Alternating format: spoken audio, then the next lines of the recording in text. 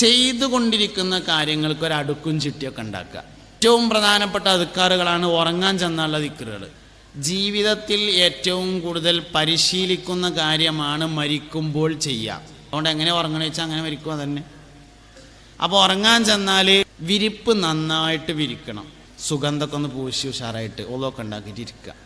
ഫാത്തിഹ, ഇഖ്ലാസ്, മുഅവ്വിദത്തൈനി ഓതുക, കയ്യിലൂതുക, തല മുതൽ കാല് വരെ തടവുക.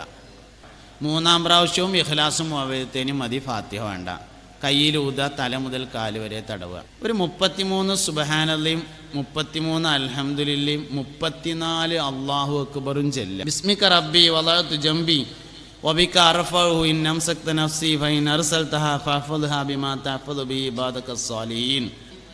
വലതുഭാഗം ചെരിഞ്ഞു കിടക്കുക, ലാ ഇലാഹ ഇല്ലല്ലാഹ് എന്ന് ചെല്ലുക, സുഖമായിട്ട് ഉറങ്ങുക.